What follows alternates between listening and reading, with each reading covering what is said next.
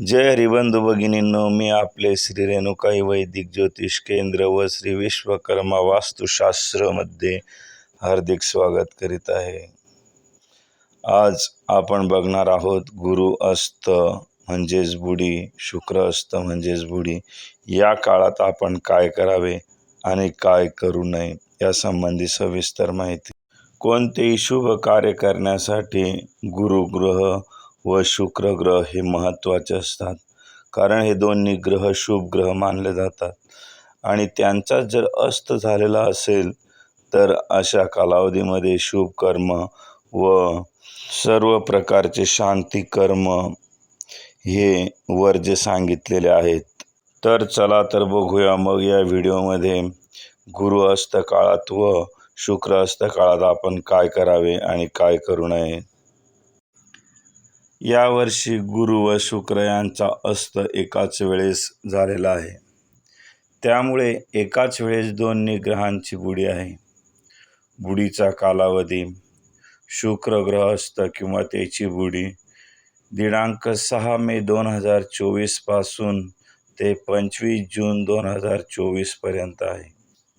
तसेच गुरुग्रह अस्त व त्याची बुडी 8 मे 2024 ते 1 जून 2024 या कालावधीमध्ये आहे।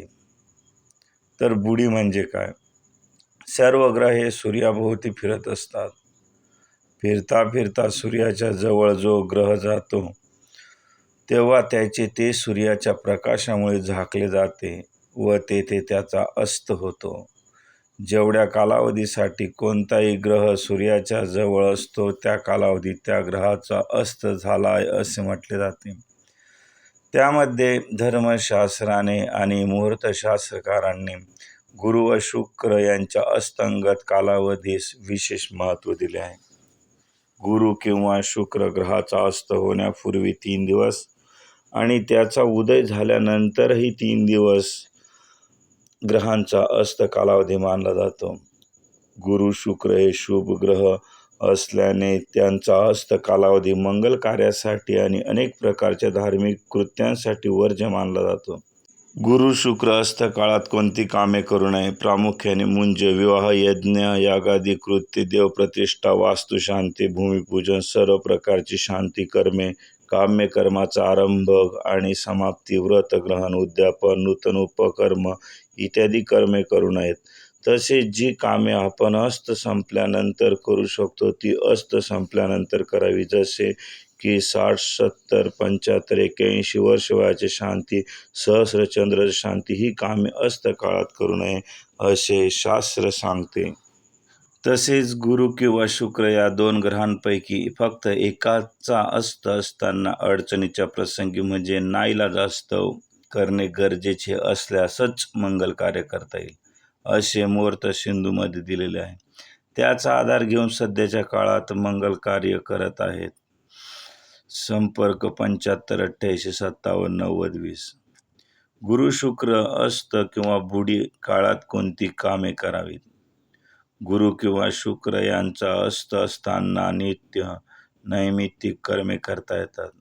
उदाहरणार्थ नवरात्रीमध्ये प्रतिवर्षी केली जाणारी नवचंडीसारखी यागादी कर्मे, तसेच देवतांची पुनःप्रतिष्ठा, पर्जन्य याग करता येईल अशी कर्मे अस्त काळात करावी।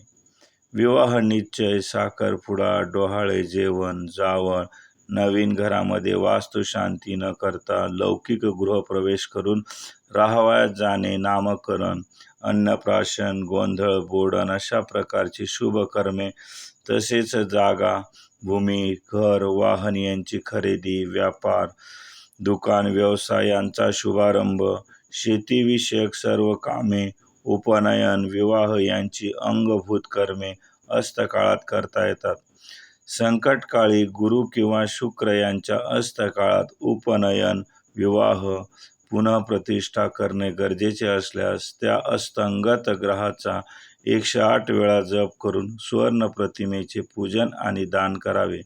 उपनयन किंवा विवाह कार्य यांच्यासाठी मुख्य काळातील मुहूर्तास प्राधान्य द्यावे, त्यानंतर गौण काळातील मुहूर्तास प्राधान्य द्यावे।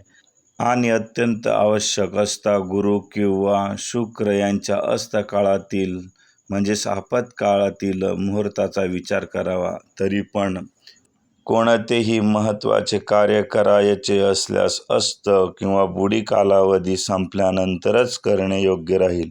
अस्त कालावधीमध्ये वरील प्रकारे कोणतेही कार्य करावयाचे असल्यास गुरु ग्रह मंत्र व शुक्र ग्रह मंत्र रोज 108 वेळा जप करावा.